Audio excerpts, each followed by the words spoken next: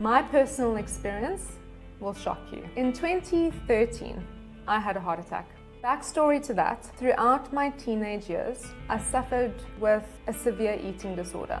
On my journey to recovery, I was severely underweight, and I got heavily involved in the fitness industry with the attempt to recover, as well as to put on some muscle. As a 1'6", 8cm female, I weighed about 42 kilograms, which is crazy. Severely underweight. I have been on my deathbed many times.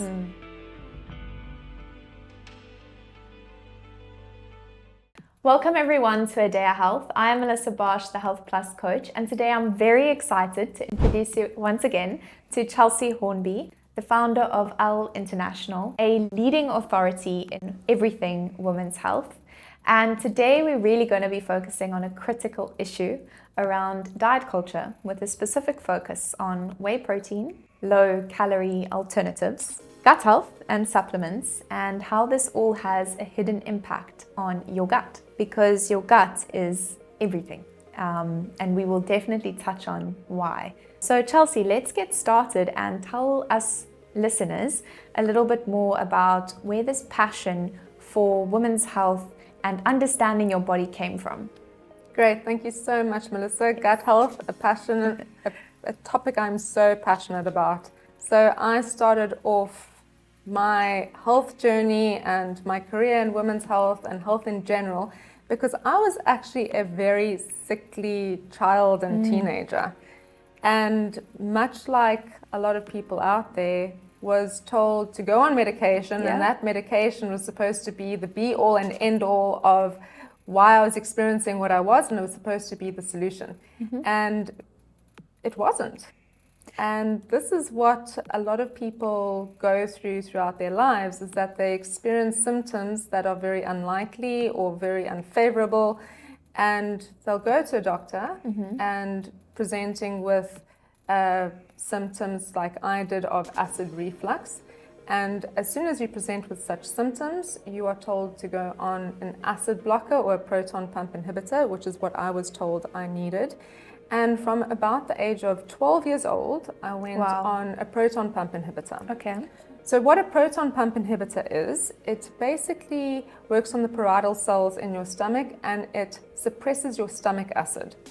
Now, when your stomach acid is suppressed, this causes some unfavorable effects and issues, but it does suppress the acid, so you won't get acid reflux.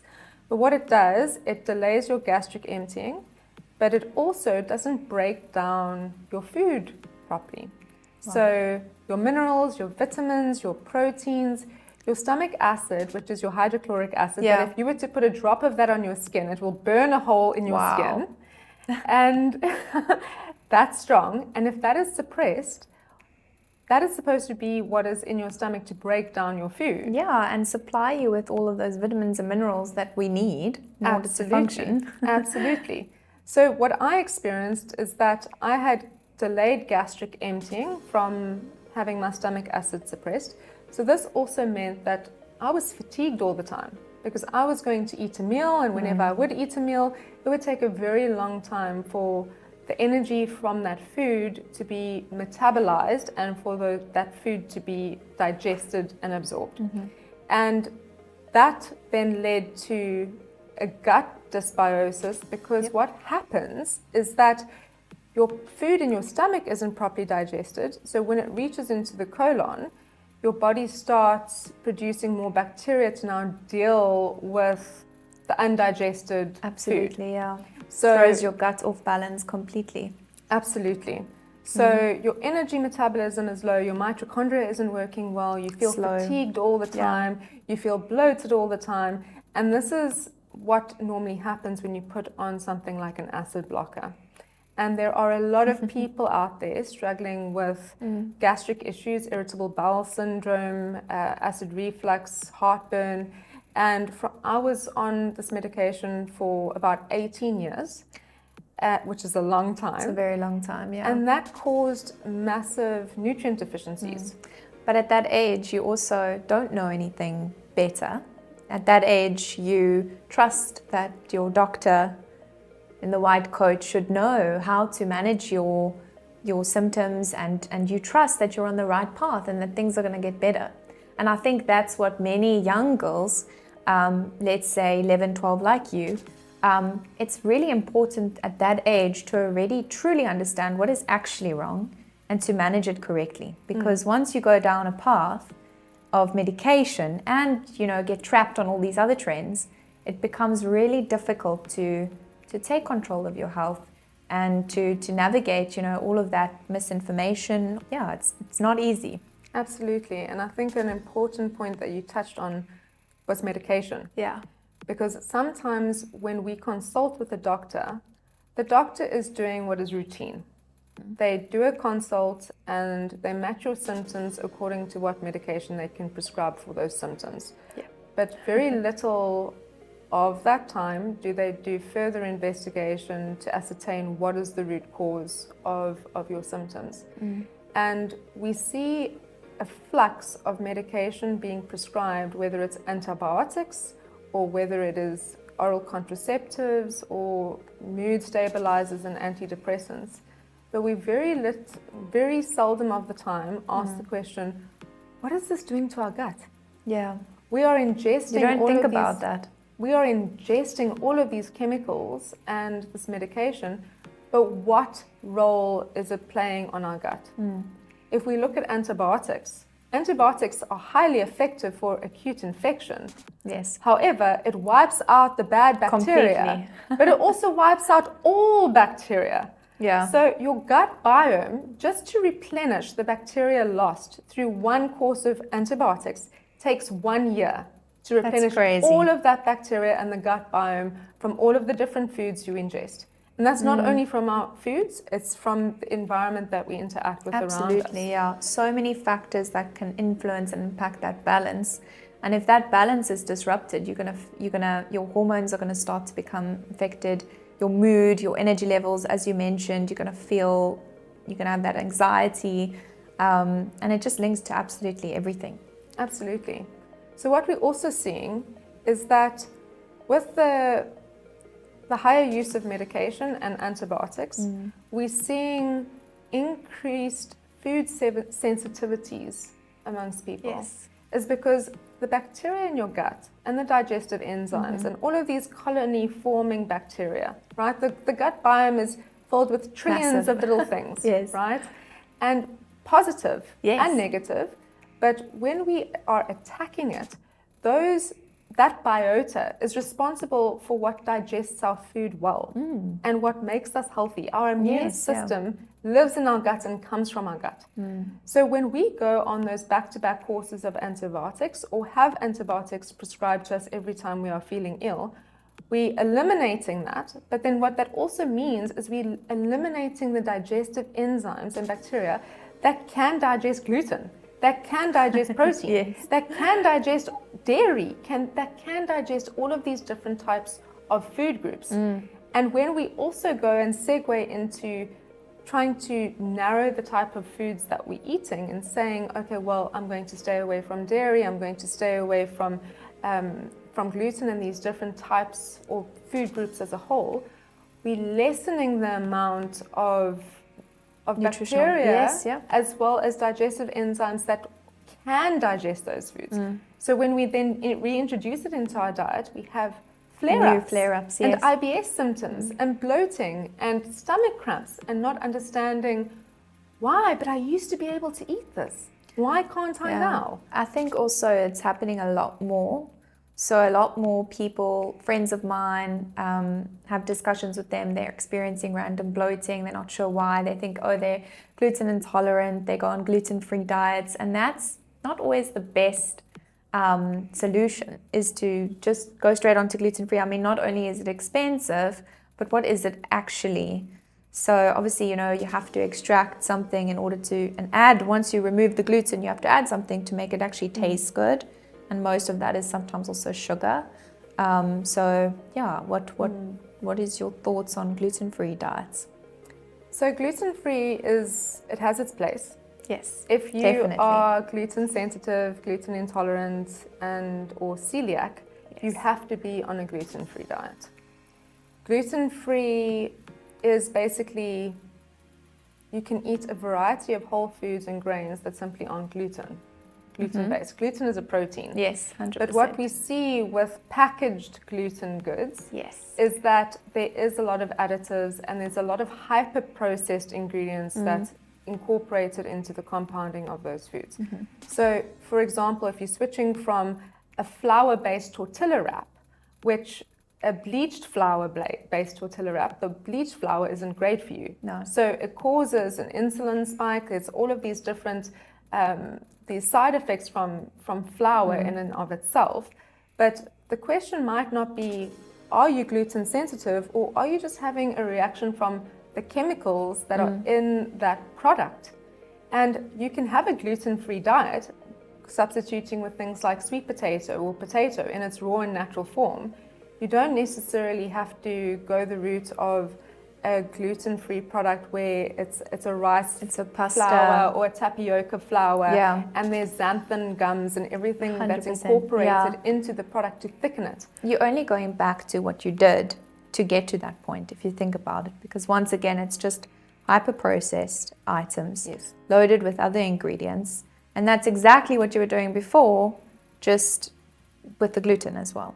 Absolutely. So at the end of the day, going for your whole foods, your more natural options, that's all that your gut needs. It's the fiber, which is your natural prebiotics. You don't always need to supplement, right, with prebiotics. You can get them all through your food. And sometimes people don't link those two. They don't know what prebiotics are. And so in a supplement, you're looking at probiotics with prebiotics. That's normally just the one solution that people go for. And sometimes the first place to look is if you are experiencing any sort of inflammation or flare-ups, if you are experiencing gluten sensitivity, is, okay, what am I incorporating into my diet that's triggering that? Because Absolutely. it may not be that flour tortilla wrap. It may be your soy sauce when you're going out for sushi and you are eating the rice and the fish, but in the soy sauce, there's gluten, there's traces of gluten. And it's so important that when you are making food considerations and food choices, to read the label, 100%. to look at the package.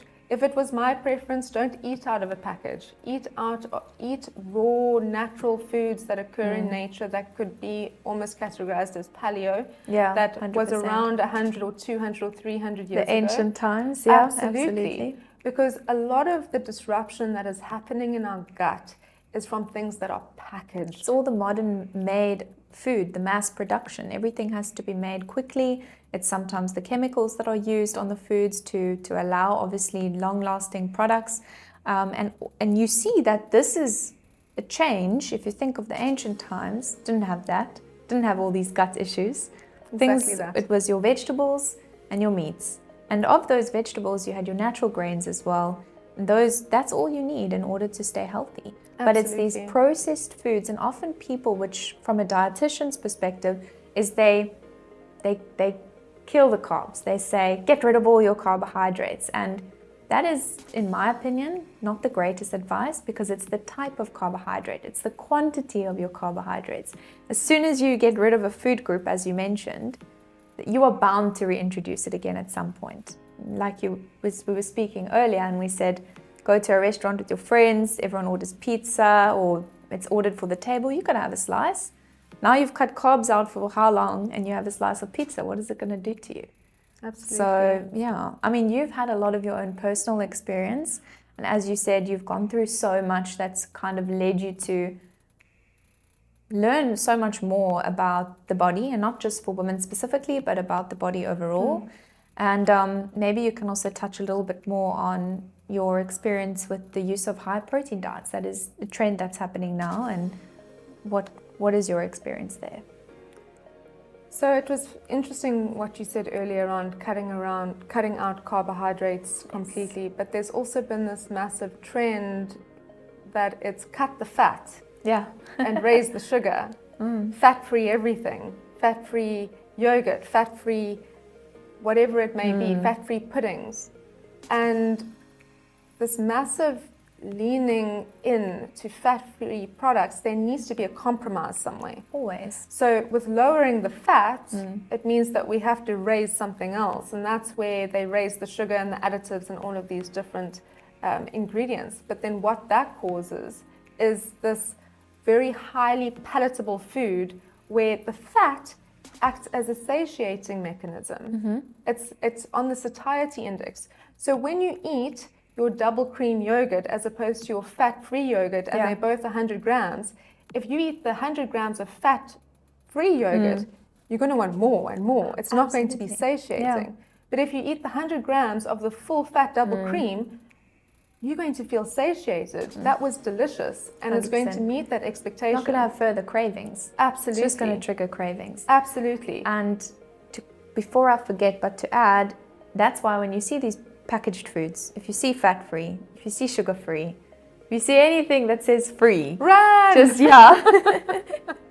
Just avoid it, because it's going to replace it with something else, and most likely it's going to become that hyper-processed product that you really need to avoid. Exactly that. And so back to your question around high protein, and I think there's a lot of yo-yoing going on with any kind of diet culture or the promotion of it.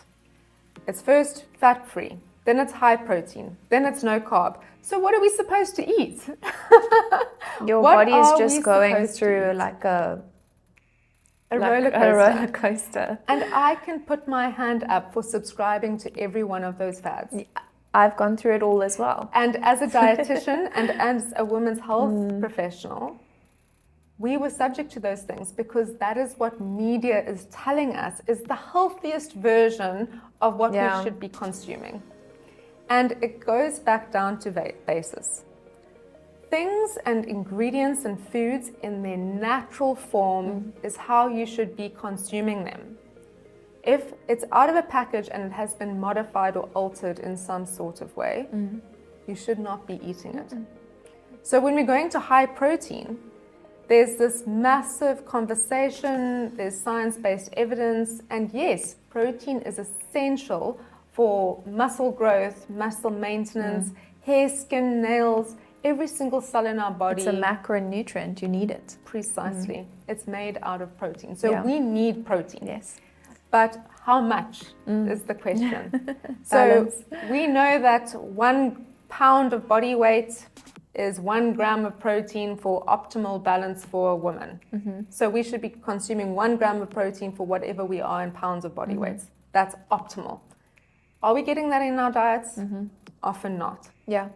So a lot of the time we are told as women to supplement, whey supplements, casein, collagen, all of these additional products that we need that to are incorporate. Quick, easy, on the go, which instant is understandable sometimes because it's busy and most people today are working multiple jobs. You're on the go all the time, not enough time for meal prep. So it's... But also synthetic. Yeah. And what a lot of people don't know is that whey protein and casein protein aren't digested well by humans. No. A lot of us can't digest it well. Yeah. Even lactose, a lot of us can't digest it well. And the more and more women and men I speak to, they struggle with digesting whey protein. Yeah. They will complain around skin breakouts, bloating, indigestion, uncomfortable feelings, or just a sickly, nauseous feeling. Yeah. And we're seeing such a rise in supplementation specifically focused on whey protein on the back end of high protein diets. So yes, they have their place if you nutritionally deficient and you need some sort of supplementation, you can't get your protein in from other natural forms of food. My personal experience will shock you. In 2013, I had a heart attack. So backstory to that, throughout my teenage years, I suffered with a severe eating disorder. And on my journey to recovery, I was severely underweight. I got heavily involved in the fitness industry with the attempt to recover, as well as to put on some muscle. So as a 1'6" 8-centimeter female. I weighed about 42 kilograms, which is crazy. Severely underweight. Very much. And I have been on my deathbed many times. Many times.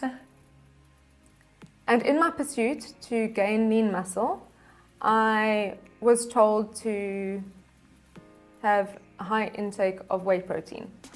This would be the quickest way for me to put on muscle. And it did.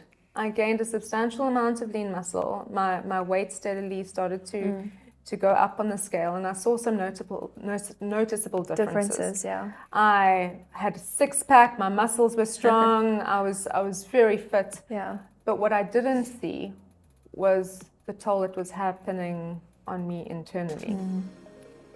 And a lot of the time we see the external physiological aesthetic benefits. Side. Think that you are healthy. Absolutely. But what we don't see is the toll it's taking on our organs, what is happening to our arteries and the capillaries, and looking at our visceral fat, looking at our cholesterol levels. And all of a sudden, in 2013, I saw a massive spike in my cholesterol levels. So from being around 4.5, it was all of a sudden 7.7. Wow. Which was quite a big spike.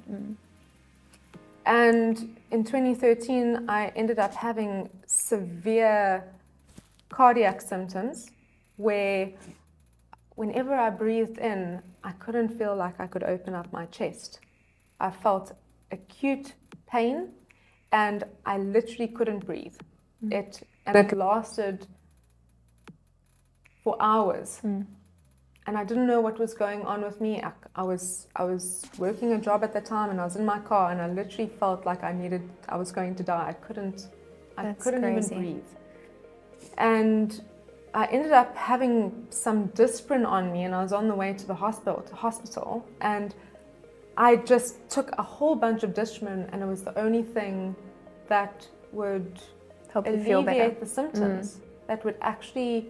Was it just that moment, or were you using Disprin before? No, I wasn't using Disprin before. It was the only thing that actually helped this.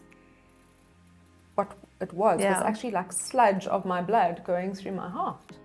It's crazy. It was causing such blockages. Yeah. And I struggled weeks after that with these similar and same symptoms.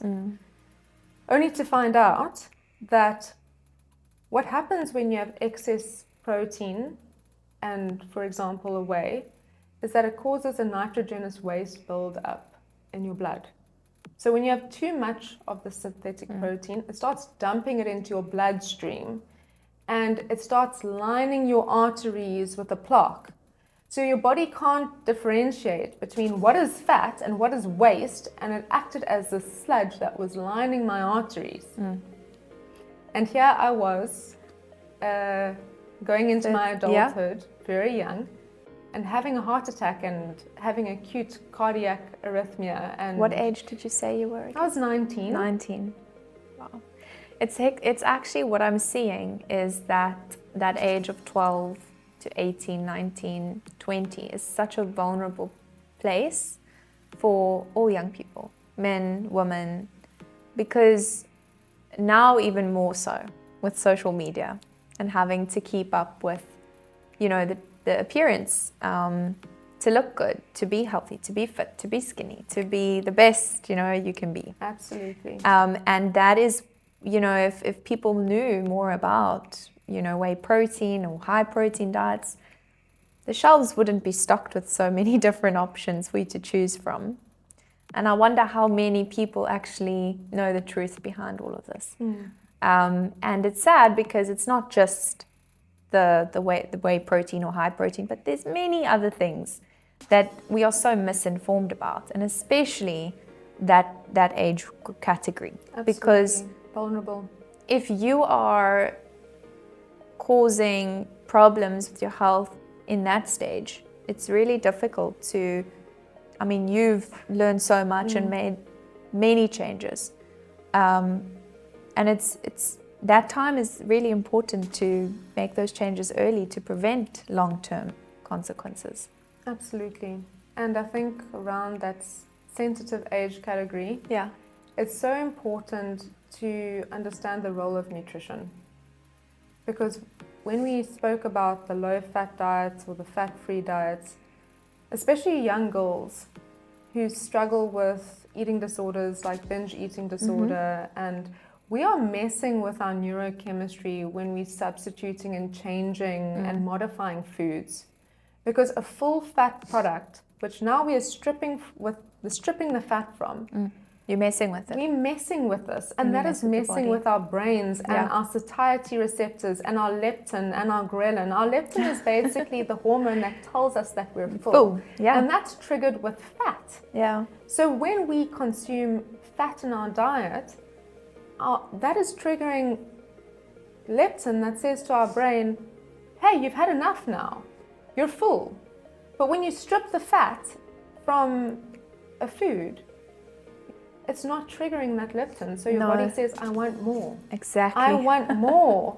And when it's got some added sugar into it, which triggers dopamine, which it does, it's our feel-good hormone, it's the molecule of more, our brain says, I want more. Absolutely. I want even more. Absolutely. Which then also sparks onto binge eating disorder. And this is why people need to be able to regulate their own hunger. And you cannot regulate your own hunger when you are busy messing with your diet.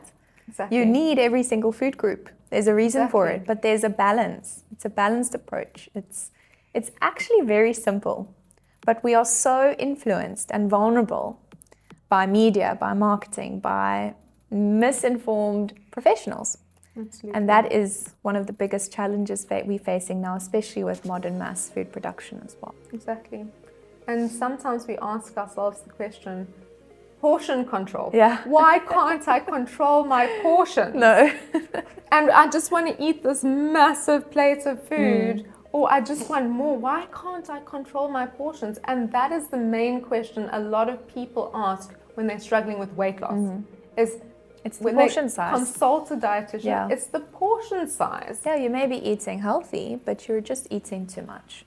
But because we haven't trained ourselves in a way that our hormonal responses have become sensitive. They haven't. They've become desensitized because we've everything. messed with the chemistry of that food. Yeah. So all of this plays a massive role on our gut. All of the disturbances that happen through very high processed foods, from chemicals. So if we touch on the sugar-free side of things, Yes, yeah, your low sugar calorie substitutes, sweetness. absolutely. The low-calorie sweeteners are absolute poison to our gut biome and actually have a high correlation between killing off the good bacteria in our gut and promoting good quality bacteria. So we experience things like leaky gut syndrome and gut dysbiosis. That's a very interesting topic there. Absolutely. And I'm absolutely fascinated with this world of the gut biome because I have had first-hand experiences with it. I personally feel whenever I have sweeteners, whether it's a sucralose or an aspartame-based sweetener, my brain fog, Melissa. Yeah. Whenever I have these low-calorie, sugar-free options, I literally feel like I cannot think. Or the next 100%. day, Yeah. I feel like I've become Tired. absolutely fatigued. Absolutely. I think I also, I've tried, as we've tried everything, I've often drink, some low-calorie options. Something that's quite comforting to me that I've always enjoyed is like a skinny hot chocolate, something with less calories. And we always think that's guilt-free. But you see the effects on your body, like instantly. Back acne, something, I see it and I'm thinking, is it because I'm maybe not like consciously aware of cleaning, my back, like washing? But it's not, like you can scrub and scrub, but it's what you're eating. It's directly linked to what you're eating. I mean, I'll give you a case. My sister, she went away. She's drinking juice before having some ramen noodles, and you don't always realize the impact that has directly on your skin. And she's been away now. There's none of those options available to her. And within 3 days, her skin's completely cleared. Just drinking purified water. I'm not surprised. No, it's directly linked. What you put in is what you're going to get out. Exactly that. Yeah. Exactly that. Our bodies and our skin is a direct manifestation of what we're putting into our bodies. Yeah. Whenever I have highly processed foods or low-calorie alternatives like the low-calorie hot chocolate, which is also a favorite of mine, but now I say to myself, Chelsea, what is the benefits and what is it worth it? Is it worth it? No. Is it worth it? Is that moment of guilt-free worth the breakouts that you're going to have? But it's the same what we've been saying in the past is that chocolate worth it? Is it worth the calories? Is it worth, a lifetime? What is that saying? Lifetime on the lips. Yes. A moment on the lips. A lifetime on the hips. Yes. But you have to choose. I don't think that's a good way to think about food. No, it's not. And I think we need to take a moment before we eat and ask ourselves the question, is this food for nourishing our bodies or is it for pleasure? And I think the two differentiating answers will help us make informed decisions around what we have. 100%. So when we're having our guilt-free hot chocolate, that's for pleasure. It's not for nourishment. No. But it does come at a cost. So when we're having a chocolate, it's for the same thing.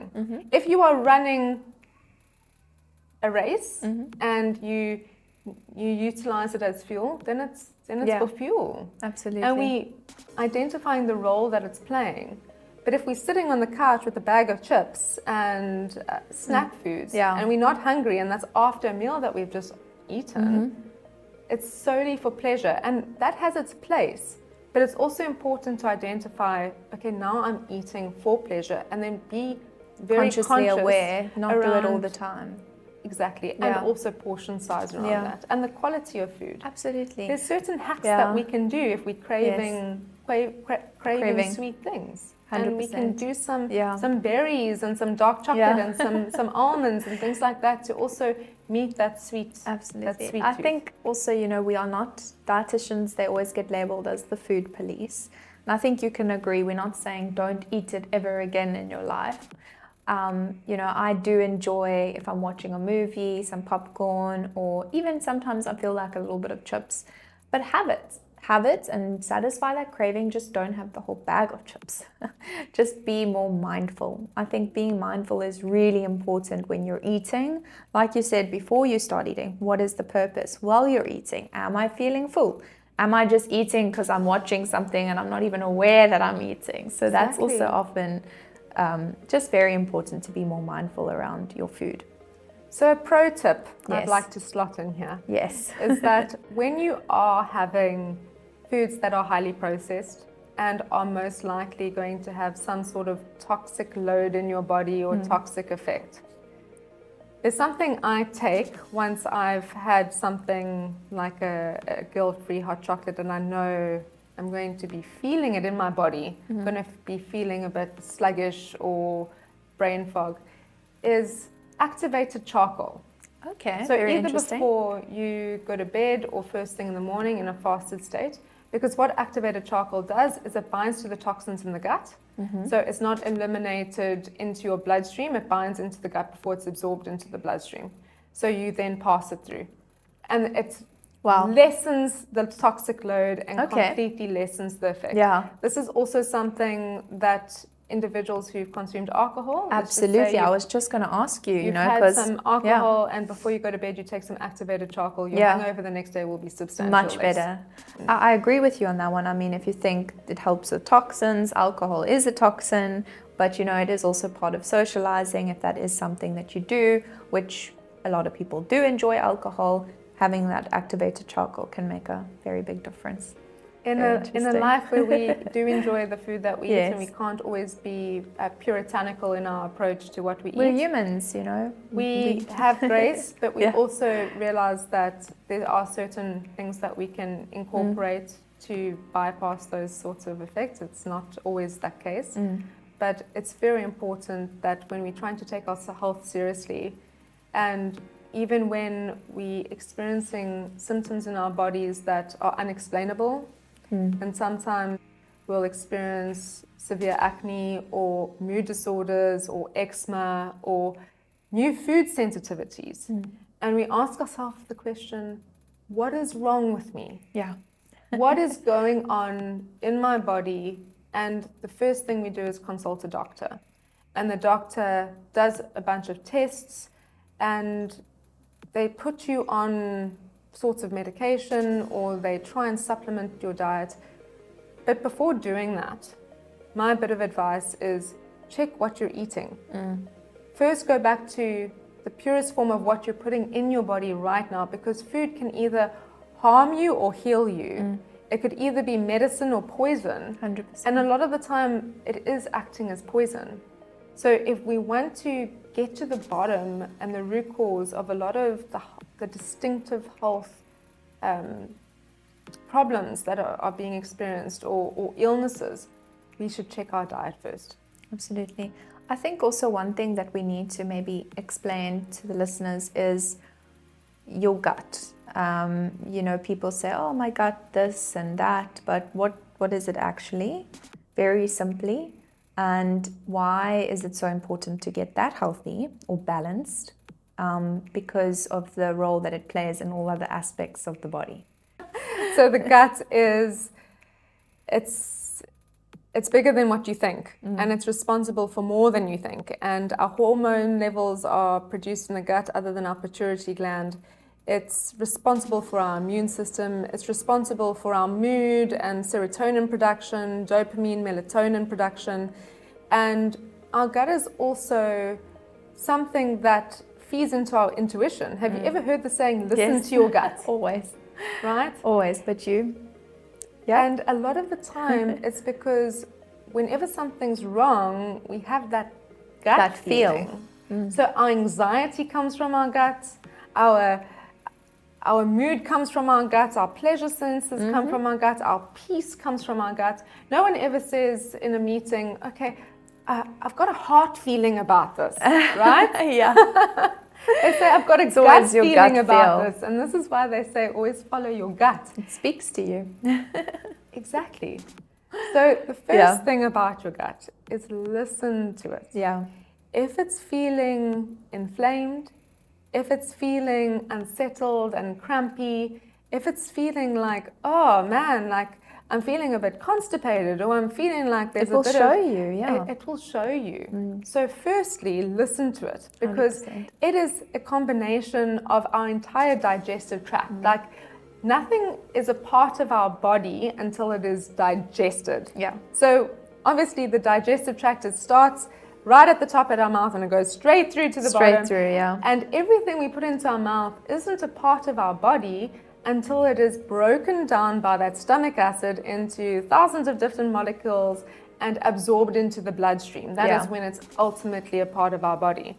And the gut is the facilitator to help that happen. So when we're putting something into our gut, it's basically we're putting, if you think of a sports car, like a BMW or a Merc, and you've got this car that you want to function optimally, what is the most important part of that car? Fuel. But it's also the engine. Yeah. Without the engine, you're not going anywhere. So Absolutely. our gut is like the engine. Yeah. Our gut, if there's something wrong with it, it's not going to be working.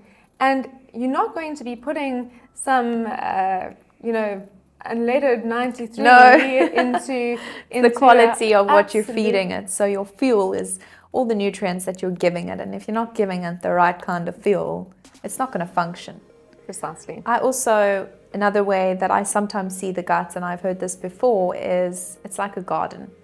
And it's full of all different types of flowers. It's all your flowers, all the different types. And if you're not feeding them correctly, if you're not giving them the correct soil and the correct water, the correct hydration that they need, they're going to die. And then that balance between, that lovely garden is going to become completely ruined. And that is also how you are feeding your body, is through that ecosystem, that beautiful flora that should be there. And lots of things disrupt that. Exactly. And you cannot flourish if that is not balanced. So when we're looking at the gut and gut health, we want to ask ourselves the question, what can we do to promote good gut health? Yes. And there's certain steps and there's certain foods and there's certain protocols that we can do to help us do that. So as you mentioned earlier, it's the quality of the food and the quality of the calorie. Yes. It doesn't need to be low calorie everything. No. Because we see all of these fitness influencers and these foodies and all of these people saying low calorie, calories in, calories out, maintain the low calorie deficit in order to lose weight. This is true partially, because when you're causing havoc on your hormones, you're not going to be losing weight in a healthy way, and you may develop things like insulin resistance and a plethora of other hormonal dysregulation because you're going onto a low calorie, highly processed, highly chemically based diet, and that absolutely wreaks havoc on the gut biome. And the gut biome is filled with all of those microbiota and the neurotransmitters that connect with your brain. It's completely communicating with your brain on a micromillisecond basis. I mean, right? your vagus nerve is directly linked to your gut. So your gut and your brain are always talking to each other. So it starts here. And if your gut is not producing everything it's meant to, it's going to affect your functioning of your brain. Our gut is actually made of the same tissue that our brain is made out of. That's why it's called the second brain. Wow. It directly links. So as we eat something and digest something, it's communicating to our brain. It's basically saying, I like this, or this was terrible, don't feed this to me again. But sometimes we do that. And so when we're looking at gut health, and we're looking at our mood, and if we want to show up as a highly functioning version of ourselves, or the best version of ourselves, there's some simple tips that we can look at and practical ways to do that. We can start with our gut. So the quality of food. Are we eating whole foods, minimally refined foods, and try opt not for the packaged processed ones. Single ingredient whole foods. That's number one. Right? Now, one tip quickly here that I've heard is that if you go into a supermarket, obviously, any markets that you can go to that have locally sourced food items, even the mall I go to, there's a little fresh market before you get to the big supermarkets where they just sell the vegetables straight from the farm. That's always sometimes the best if you cannot do it yourself. And once you enter a supermarket and you walk around the aisles, around the perimeter, so you go around the perimeter of the store, that's where you're going to find all your fresh items. Your fruits, your vegetables, your meats, your milks. Those are still all part of the balance. Within the aisles, that's where you're going to start finding more of the processed packaged foods. And that's kind of one way in which you can avoid some of those hyper-processed items. But anything in a packet, anything that lasts for a really long time, you don't want those. So we'll do our perimeter shopping. Yes. But it's exactly that. Stick to the whole foods, the fresh foods, and the things that aren't going to cause inflammation and wreak havoc on your gut. But also, when we're looking at eating times, there's certain good practices around what we can do. There's a big tendency towards intermittent fasting and the different restraints there, looking at the 16-8 or 1 meal a day and so forth. They can be absolutely brilliant. They can be very good tools to give your gut a break and allow it to reset. I'm a big fan of fasting for the benefits of a gut reset and autophagy. Because a lot of the time, if we eat an animal-based meal, so if we eat a heavy steak or it's very, very animal-based, it takes about 72 hours for that to fully digest into our body. And at any point in time, we can have up to about 3 kilograms of food sitting in our digestive tract. That's a lot. Absolutely. So oftentimes we don't allow our food enough to work time through our digestive system before we go to the next meal and the next meal. And that's why, you think again back to the ancient times. Breakfast, lunch, supper, these are all modern day things. They are. People weren't always aware of time. They so are. now these are all just meals of modern day. Absolutely. So this is where, again, going back to eating for satiety Yeah. and eating for foods that are going to nourish you and make you feel sustained and have good energy profiles to them, 100%, yeah. as opposed to foods that are going to put you in a space of wanting more. Yeah. Quickly, if you can just explain, what is autophagy? So Quite a big word. So autophagy basically means cellular cleanup. Yeah. So think about the spring cleaning of your house once every couple months. Lovely. You do, It's right? a great way. Spring cleaning. It's spring. Yeah. It's the 5th of September or 6th of September. Yes. And think about a good spring clean. You're going into your house and you're scrubbing all of the floors and you're throwing out old clothes and you're doing all of these things to just feel fresh and new, right? And that is basically what autophagy is. It's a spring clean of your cells. So it goes in there, and it's basically once you've been in a fasted state. And phages, which is autophagy, it's like Yes. cellular renewal. Yeah. It goes in there and it cleans up house. Yeah. And it gets rid of all of the damaged cells, gets rid of everything that's not functioning well. Yeah. So if there's damaged gut biota, if there's damaged cells in your body, autophagy is the reparation and the cleaning out of that. And one of the great things about intermittent fasting, this is normally after about a 3-day period. So it normally happens between a 64-hour to a 72-hour window. It can be triggered earlier on, depending on the stage of ketosis and so forth. But you go into autophagy, and that means that you are literally regenerating the cells in your body. It sounds like a miracle item that, people often buy at a store. But you can actually do it yourself, and it's working absolute wonders. And you cannot get that from a product. So fasting is one of the long forgotten cures.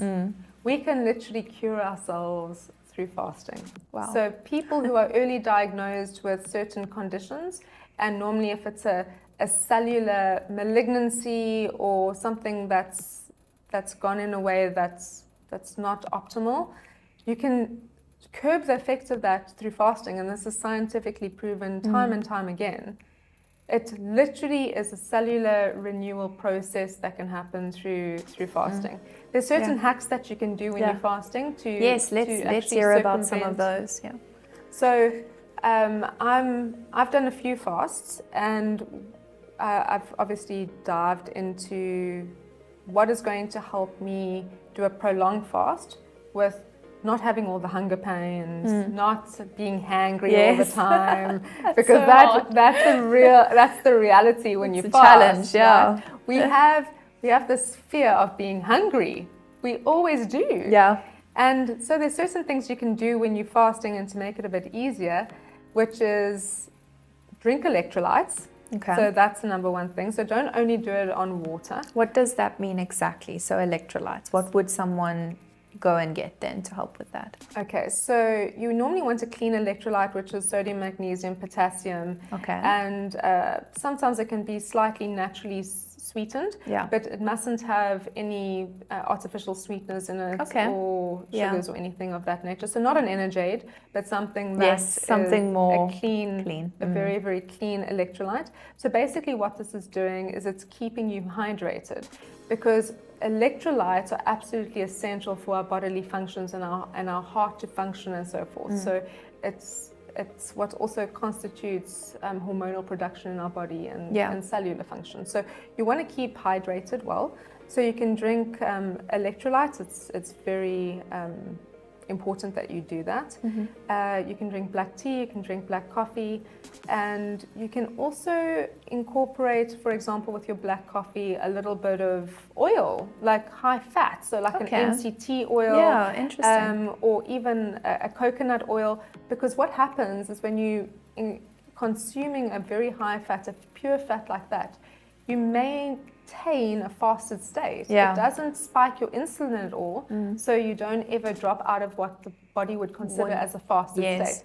So you're still maintaining and reaping the benefits of autophagy by doing that. And when you're feeling hungry and you're incorporating, let's just say, a little bit of oil Fat, or fat into like a coffee, it's also then releasing your leptin, which is triggered by fat. So normally curbs that hunger pang that you may have. So when you are wanting the benefits of a prolonged fast, you can even, for example, eat an avocado. It doesn't spike your insulin. You maintain the fasted state. So anything that's very high fat, natural fats, obviously, which is always promoted. But you can maintain the benefits of autophagy by simply learning these hacks. Wow. And incorporating that into practice. Yeah. Can you add like salt and pepper to your avocado? Yes. Yeah. So that won't spike lemon insulin. juice. So that won't spike your insulin that's amazing. either. Apple cider vinegar won't spike your insulin. It's a good snack. So you could add a tiny bit of lemon juice, not too much, because it does have calorie in it in terms of that. But you want to avoid, it would be a carbohydrate. So anything that's a non-carbohydrate, you would be able to add to reap the benefits. It's highly effective for ketogenic type of diets as well. Okay, so fasting is one of the things you can do to help your gut, the quality of your foods, quality of the calorie, as you mentioned. Absolutely. What else can we do? Eliminate your hyper-processed foods. Yeah. So anything that you're going to check your label, and if you cannot pronounce or read that ingredient on the list, do not put that in your body. Yeah, we said run away, so run away if you always cannot think of pronounce that. So that's another thing. The fourth thing would be focus on your pre and probiotics.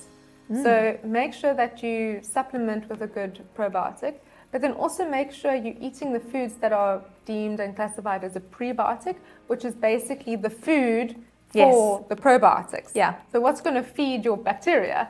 And those are things that are high in fiber. So your fruits and your vegetables, even looking at things like raw kefir. If you're not so much dairy inclined, you can look at like goat's milk or sheep's milk. Are very, very healthy for you. Yeah.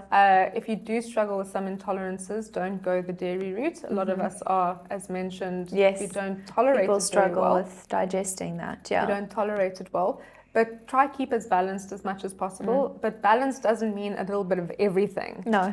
Balance means the whole foods, the natural ingredients, and if it has a chemical in it, you want to avoid.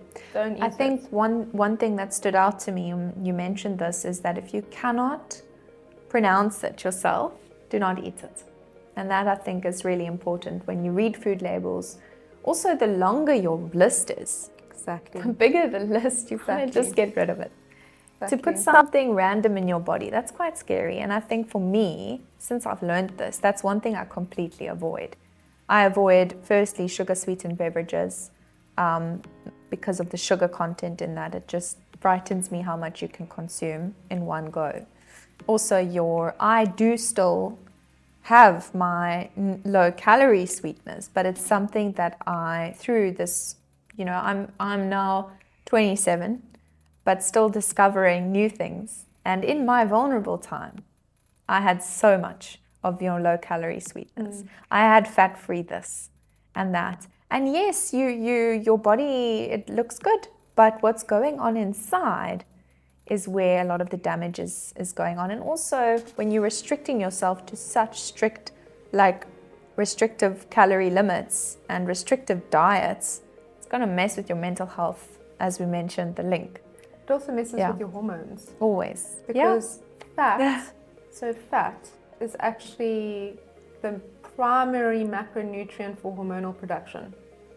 So our body's fat stores actually produces hormones. Yes. And as cholesterol. Women, absolutely. And as women, that's why we also primed with a bit more fat stores. But it also produces those hormones. And going back to the gut, we need to understand that our hormones are produced in our gut. Yes, they're also produced by our pituitary gland, but they're produced by our gut. Yeah. So, for example, tryptophan, which is an amino acid that's found in have you ever heard turkey makes you sleepy? Yes. And we wonder why. And that's because it's really rich in tryptophan. Yeah. And tryptophan is normally, you feel this onset of sleepiness after you've had a big protein meal or something that's like a cheese or a lot of chicken or fish, or you eat a big seafood meal and you're like, why am I so sleepy? Yeah. That's the tryptophan. And tryptophan is great because it produces serotonin in your gut. Serotonin is a hormone, as well as melatonin. So melatonin is your sleep hormone. Yes, right? as well. So those two things are actually produced in our gut. So that's why high protein foods, tryptophan is normally produced by high protein foods. But again, it comes down to understanding that our hormones, they come from our gut. Yeah. So there's also another amino acid that's tyrosine, which is basically from chocolate, right? Yeah. And tyrosine produces dopamine, and this is why we always want a little piece of chocolate or a sweet makes you treat. happy. It produces dopamine. And this is from the neurochemical response from, hey, I've just eaten, it goes down to my gut. And also the taste buds are directly linked to our gut. It's the entire digestive tract. And this thing communicates, this is happy, this is a happy hormone, chocolate associated with happiness. Yes, 100%. And that also then sparks that spiral. Interesting, and I'm coming back to this because, yes, there's a need for supplements, but I also want to just give this example is that if tryptophan was promoted in a product, which I'm sure it is already, people will run to that product, use it for its benefits, but they'll completely not even think about the turkey item or the actual thing you can eat and choose the supplement over it. And I don't know why, but it's almost like when you can buy something that's in the bottle and you pop that pill and it's going to help you. It seems to be like back to that quick fix mentality. People want a miracle cure. Yeah. They want to be able to purchase something that's going to fix their problems. And that's going to change. Yeah. And a lot of the time, people want to eat for pleasure. And if it has to change that type of response, they don't want to do it. Because we become hyper-fixated on, I'm so looking forward to that pizza for dinner. Yeah. Or I'm so looking forward to that chocolate later, or that glass of wine, or those beers with the boys, or whatever it's going to be. Because we create this environment around it of enjoyment. Yeah, this association with food and happiness, and it's the way people socialize. Yes. Everything you do for fun, you go to the movies, you have popcorn. You go for a party, you drink. Like everything that you do, activity-wise, is always something with food that's associated with that. And I think the misconception around healthy food will make it boring, or will be boring, or I'll just be miserable with eating healthy food all the time, or healthy food is really expensive, and all of these types of associations and connotations with eating a well-balanced meal and natural ingredients. It's not true. It's really not true. If you eat foods that love you, you'll start loving it back. We develop a palate for certain foods. I think we said happy gut, happy life. Absolutely. That is how it is. Absolutely. If we can wrap up in 5 quick little take-home points on what you can do to really help your gut. And these are things we can actually start doing from today. So what would those be? Listen to your gut. Absolutely. Okay. In all things in life, but specifically around the food that you're eating. So if you're eating something and it is not agreeing with you, or you don't feel well, if you're not feeling energized by that food, get rid of it. Don't eat it. Yeah. Listen to the effect that it's happening, it's having on your body. Yeah, absolutely. So that's number 1. Number 2 is get rid of the processed junk. Yeah. So if you packaged food, I think we've said this many times. Don't eat it. Yeah. Don't eat it. I don't eat packaged foods anymore. So I think my packaged foods are limited to my coffee consumption and my electrolytes, because I try and go for a more holistic single ingredient food because I know that it's going to nourish my body. It's pure. It's going to nourish my body. Number three is if you're experiencing health issues and new food sensitivities and eczema and acne and all of these things, don't jump at the first medication a doctor prescribes to you, or don't just run to the doctor. Look at your diet first. Absolutely. Look at what am I putting in my body that perhaps will be incurring a toxic response and coming out of my skin, because my skin is my biggest organ, and that's where it's going to manifest first. So it's trying to tell you, do not continue doing this. You see the effects on your skin, you need to stop. Exactly. So a disrupted external environment, which is the skin, is normally representative of a disrupted internal environment, which is in the gut. So just look for the signs, look for the feedback loop, right? So that's number three. Number four is if you think you're crazy and if you're struggling with depression and if you're struggling with some mood disorders and brain fog and you're not feeling like yourself, again, go back to diet. Do not look at your hormones. Go to antidepressants immediately. Absolutely. That happens to too many people and the consequences are terrible. So that, I think, is a whole discussion we can have on another podcast.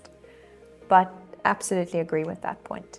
So don't rush to medication and look at what you're putting in your body.